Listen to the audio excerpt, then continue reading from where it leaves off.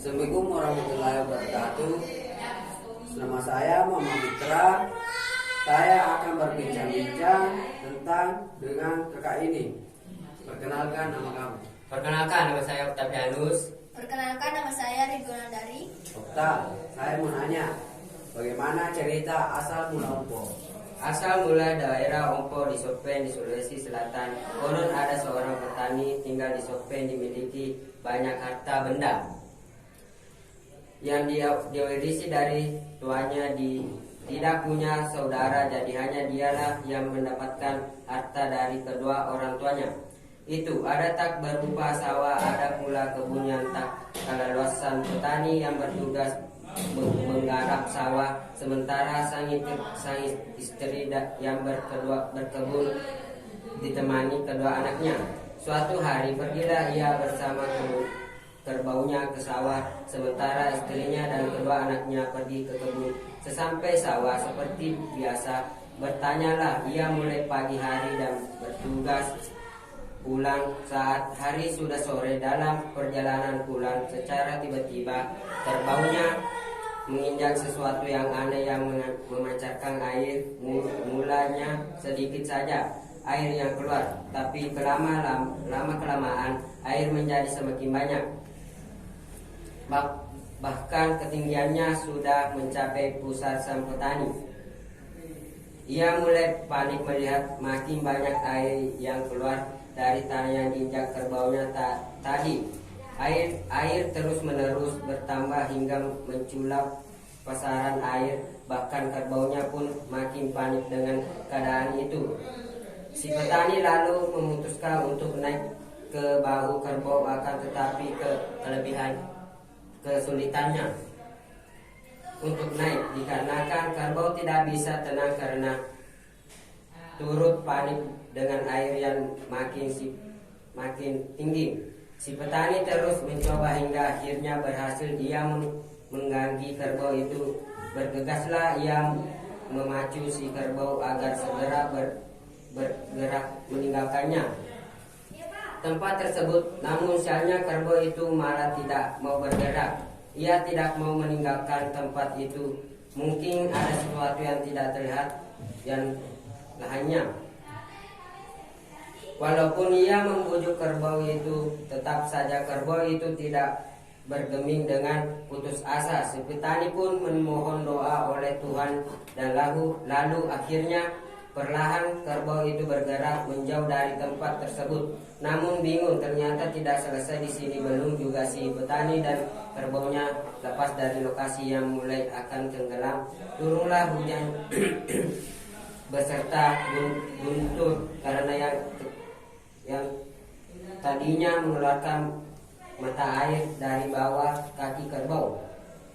Perlahan menarikannya masuk ke tanah yang akhirnya membuatnya tidak mampu berpindah sama sekali.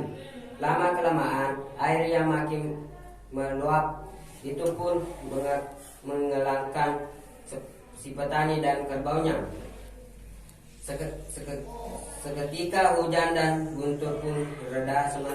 Sementara itu karena suaminya tidak pulang ke rumah, resahlah istri dan kedua anaknya. Sang petani, apalagi hari sudah malam, dengan panik pergilah yang mencari suaminya sampai tengah malam, tetapi tidak ditemukannya. Karena tak kunjung bertemu dengan mulai ia pun pulang larut tengah malam. Mohon doa kepada yang kuasa untuk mohon petunjuk. Tiba-tiba bayangan suaminya muncul di depannya dan berkata, "Saya sudah tidak ada.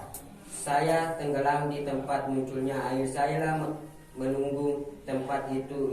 Ingatlah untuk selalu membawa kedua anak kita ke jalan yang benar."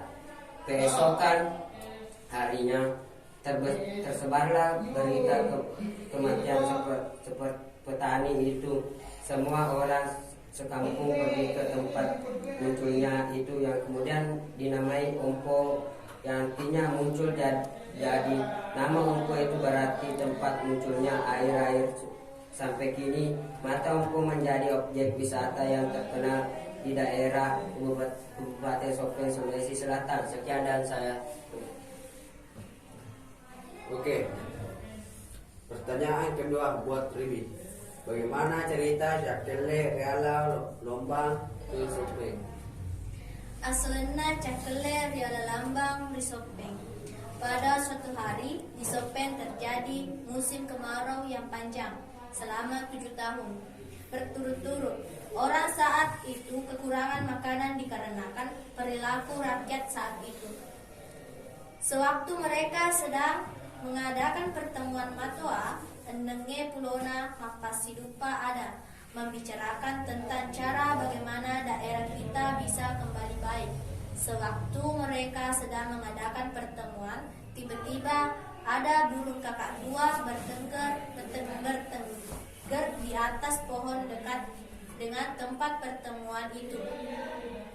Kakak tua tersebut membawa seikat padi yang masak dan berwarna kuning. Tidak lama kemudian, burung kakak tua tersebut terbang sambil bersiul. Seakan siulnya itu memanggil orang-orang pada pertemuan tersebut. Mengikutinya, salah satu seorang matua berkata, kakak tua itu merupakan petunjuk dari Dewata untuk mencari seorang pemimpin. Maka salah seorang dari mereka diperintahkan untuk mengikuti perginya kakak tua tersebut. Keesokan harinya, orang suruhan tadi mengikuti kakak tua itu. Dimanapun suara siulan kakak tua itu terdengar, maka ia pergi ke tempat itu. Hari pun beranjak siang dan mulai kelaparan. Maka dia memutuskan untuk beristirahat. Dia membuka bekalnya di tempat itu untuk makan siang. Salah satu kampung yang namanya Laboko. Setelah itu, dia melanjutkan perjalanannya dan akhirnya menemukan sebuah sawah yang sangat amat luas.